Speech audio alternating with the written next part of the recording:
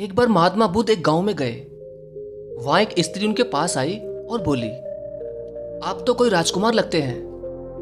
क्या मैं जान सकती हूं कि इस युवा अवस्था में गैरवा वस्त्र पहनने का क्या कारण है? बुद्ध ने विनम्रता पूर्वक उत्तर दिया कि कुछ प्रश्नों के हल ढूंढने के लिए उन्होंने संन्यास लिया है।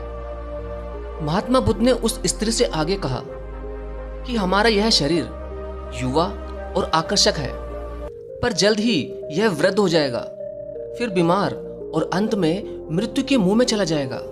मुझे वृद्धावस्था, बीमारी और मृत्यु के कारणों का ज्ञान प्राप्त करना है। वह स्त्री बुद्ध के ऐसे विचारों से बहुत प्रभावित हो गई और उसने महात्मा बुद्ध को भोजन के लिए अपने घर पर आमंत्रित किया। शीघ्र ही यह बात पूरे गांव में फैल गई। गांववासी बुद्ध के पास आए और उनसे आग्रह किया, आप उस स्त्री के घर भोजन करने ना जाएं, क्योंकि वह स्त्री चरित्रहीन है और आप ऐसी चरित्रहीन महिला के घर भोजन करने ना ही जाएं तो ही अच्छा होगा। तभी महात्मा बुद्ध ने गांव के मुखिया से पूछा, क्या आप भी मानते हैं कि वह स्त्री चरित्रहीन है? तब वहां के मुखिया ने कहा कि हाँ बुद्ध, यह स्त्री बुरे चरित्र वाली है, कृपया आप इसके घर भोजन करने ना जाएं। फिर महात्मा बुद्ध ने सबके ही सामने मुखिया का दायां हाथ पकड़ लिया और उसे ताली बजाने को कहा।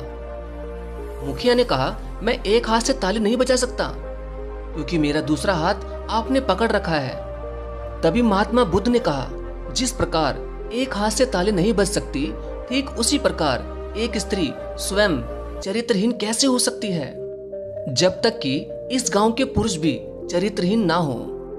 अगर गांव के सभी पुरुष अच्छे होते तो वह स्त्री भी ऐसी ना होती। इसलिए उसके चरित्र के लिए यहाँ के पुरुष ही जिम्मेदार हैं। लेकिन ऐसा काम करके हमारे समाज के पुरुष लज्जित होने की बजाय गौरव से ऊंचा उठा हुआ महसूस करते हैं। महात्मा बुद्ध की ऐसी बातें सुनकर गांव के सभी पुरुषों का सिर शर्म से झुक गया और फिर महात्मा बुद्ध उस महिला के घर भोजन करने चले गए।